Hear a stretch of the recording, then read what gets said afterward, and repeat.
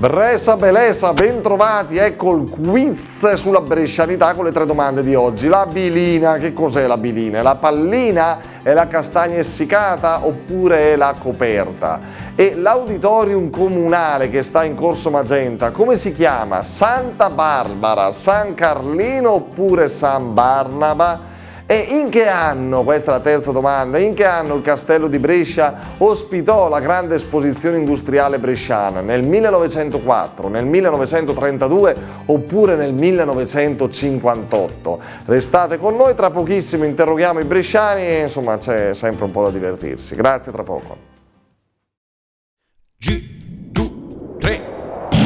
Bressa, bellezza, messo la principessa.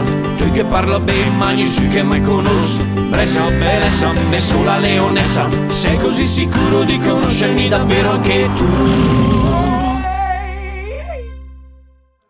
Oh signora, lei come si chiama? Io mi chiamo Donata. Donata, lei frequenta spesso il Castelvedere Ciocolaus? Sì, io frequento sempre, sì, anche a Pasqua perché hanno delle cose meravigliose, i prezzi sono buoni. Ecco qua, in occasione. Sì, c'è la qualità, la quantità. Per chi vuol spendere meno si può spendere anche meno, per chi vuol spendere di più e prendere certe marche più buone. E lei quando esce per andare da Castelvedere o da qualsiasi parte si veste sempre bella, elegante, certo. È proprio di sì, perché quando si esce bisogna sempre essere ordinate. Brava signora, un bel insegnamento. Lei è di Brescia, signora? Sono di Bovezzo, Bovezzo, senta. provincia di Brescia. Sì, beh, conosciuta bene. Lei conosce un po' la nostra cultura, le nostre tradizioni, la nostra città? Sì, che conosco molto bene. Allora, attenzione, le faccio 3 domande. La prima, che cos'è la bilina? È la pallina, la castagna essiccata o la coperta? È la castagna essiccata, la bilina. La castagna essiccata. La castagna essiccata.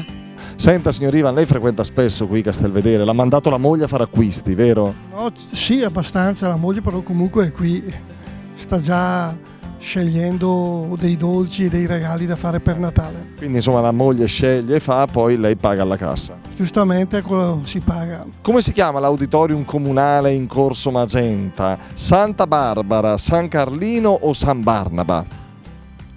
San Carlino. San Barnaba.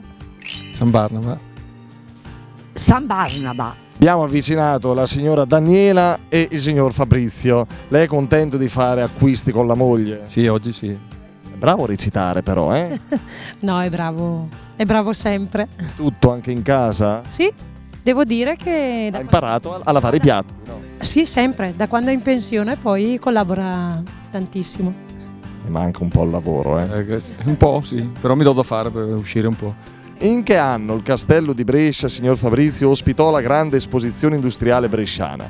Nel 1904, nel 1932 o nel 1958? 58? Ma io direi nel 58.